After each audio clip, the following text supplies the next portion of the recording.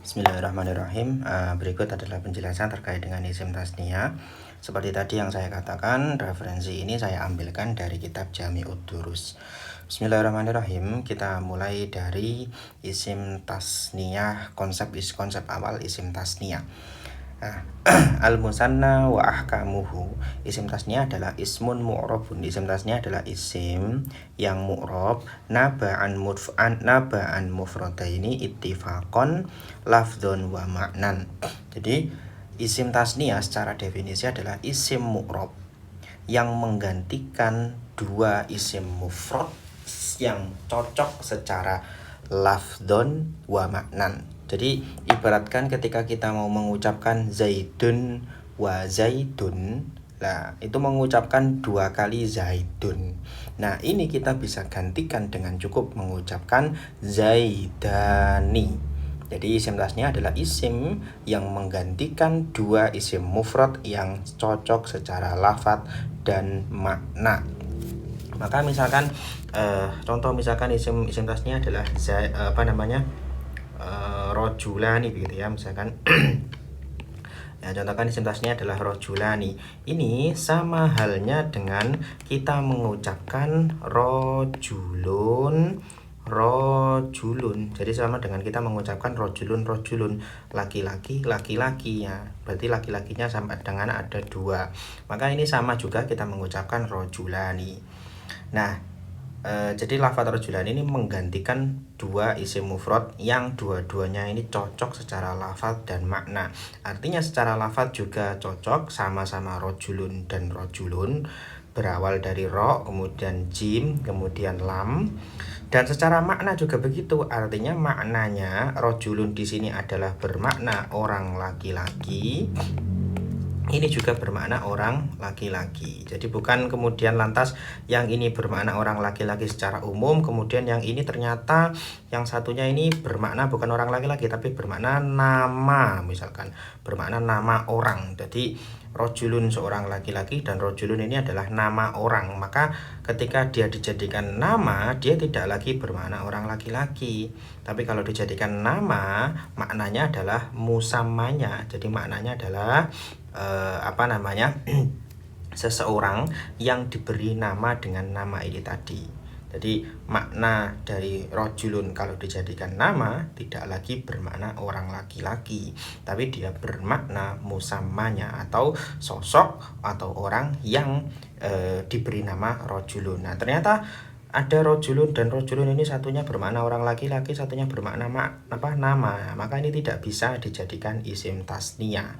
Karena di sini dia tidak cocok, tidak ittifaqon di dalam maknanya. Begitu.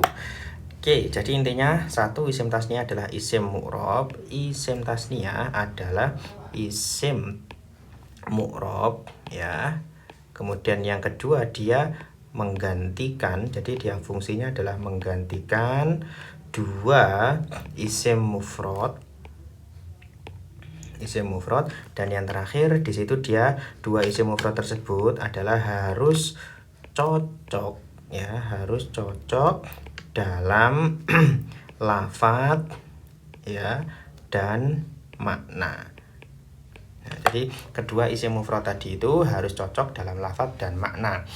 Nah, misalkan kok ternyata ada lafadz itu kita pernah dengar ada komaroni misalkan.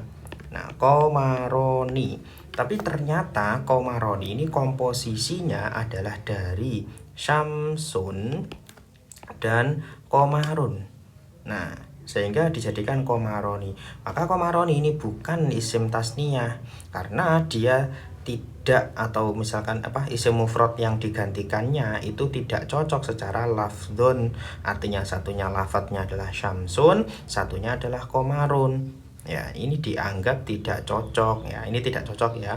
Maka sehingga komaroni bukan isim tasniyah.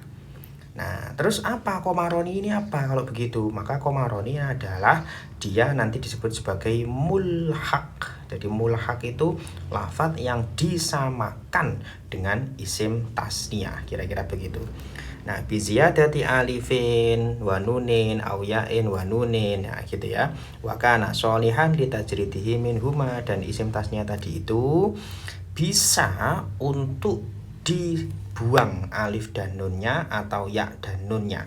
Artinya contoh misalkan rojulani ini, kalau misalkan alif dan nunnya dibuang maka kembali dia menjadi rojulun. Karena ada suatu lafadz yang dia memiliki tanda tasniah, punya alif, punya nun, punya ya, punya nun, tapi alif dan nunnya atau ya dan nunnya tidak bisa dibuang. Contoh misalkan isnaini ya, isnaini, afwan ya, misalkan ada sebuah ini ya, bilangan isnaini, nah yang artinya adalah dua.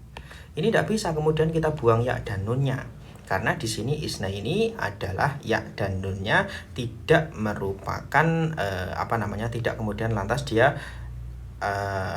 bisa dibuang gitu ya, dia melekat menjadi satu kalimat. Nah, meskipun juga nanti di sini tanda ya dan nunnya menjadi tanda i'rab begitu.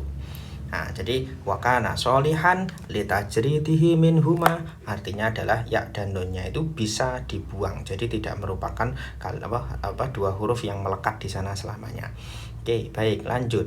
Kemudian fa in ikhtalafa fil lafzi fala yusnayani, maka tidak ditasniakan bi lafdin wahidin. Fala yuqalu fi kitabin wa qalamin menjadi kitabani, maka tidak boleh kemudian ada lafaz kitabun dan qalamun itu dijadikan tasniah menjadi kitabani, tidak boleh. Adapun kalau komaroni, kok ada komaroni, kemudian ada juga abawani, yang di situ yang dimaksud adalah abun dan umun. Kok ada lafaz seperti abawani yang komposisinya tidak sama? Ini adalah samai, artinya sudah didengar dari orang Arab ada lafadz komaroni, ada lafadz abawani yang bermakna abun dan umun.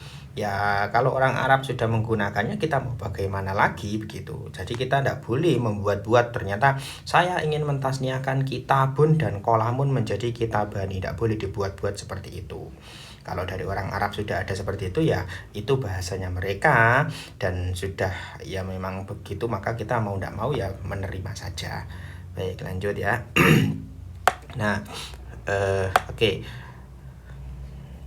Ya gini ya, wa amanahu al-Umaraini ya, buat Umar bin Khattab dan Amr bin Hisham ya, kemudian Abu Bakar dan Umar, yang di situ Umaraini kadang bermakna Umar bin Khattab dan Amr bin Hisham, dan satu waktu ada yang memahami Umaraini itu adalah bermakna Abu Bakar dan Umar, atau lafadz Abawaini yang di situ bermakna Abun dan Umun, atau Qamaraini yang di situ bermakna Syamsun dan Qamarun ya, dan seterusnya. Itu adalah fahuwa min babit taghlib. Jadi karena itu memang sudah sangat populer di sana ya. Jadi sangat populer di situ, bahwasanya semua orang pasti akan tahu ketika dibilang Qamaro ini itu maksudnya adalah Syamsun dan Qamarun. Semua orang itu akan tahu, sudah populer sekali. Kalau misalkan yang dimaksud bapak dua abawa ini tadi adalah yang dimaksud adalah abun dan umun, maka di situ tidak masalah. Jadi ai taglibu ahadil lafdhaini alal akhari fa huwa samaiyun, yakni menggunakan atau memenangkan salah satu lafadznya.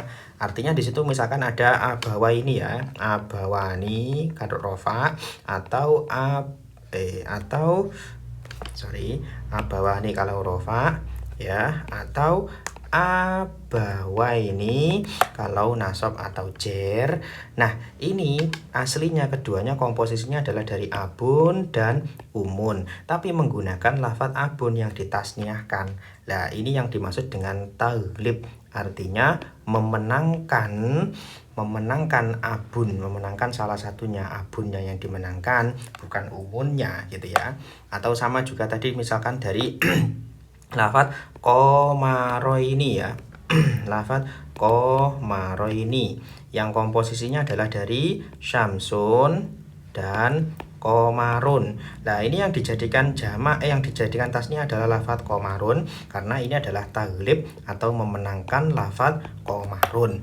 Tapi catatannya sekali lagi, ini semua hukumnya adalah samai. Jadi didengar dari orang Arab seperti itu, dan kita tidak bisa membuat-buat sendiri. La yuqasu alaihi, kita tidak bisa mengkias-kiaskannya sendiri. Oke, nah tapi tadi intinya ketika ada lafadz-lafadz yang tidak memenuhi beberapa syarat di atas ya, jadi satu isim mu'rob, yang kedua menggantikan dua isim mufrad yang cocok dalam segi lafadz dan makna, yang ketiga, dan kemudian alif dan nun atau ya dan nunnya itu bisa dibuang ya, wakana solihan litajridihi minhuma.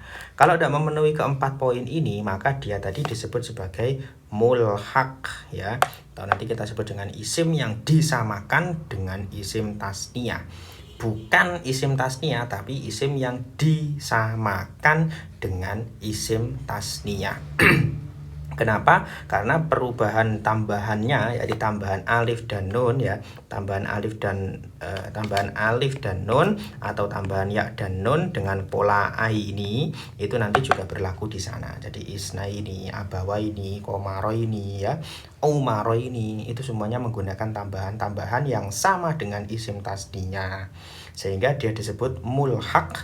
Mulhaq itu artinya disamakan, tapi dia bukan isim tasniyah.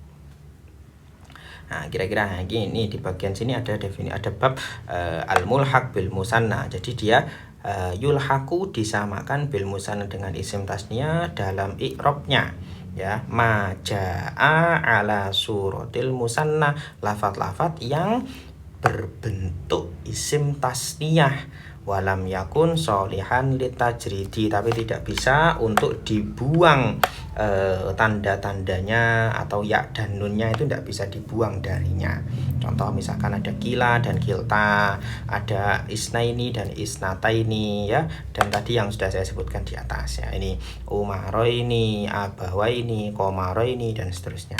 Jadi ada isim tasniyah ya, ada isim tasniyah asli ya, dengan 4 poin yang tadi ada dalam kitab Jami'ud Durus di awal tadi sesuai definisi. Ada namanya mulhaq ya, dengan isim tasniyah. Oke, artinya mulhaq itu disamakan, tapi bukan isim tasniyah. Oke, baik.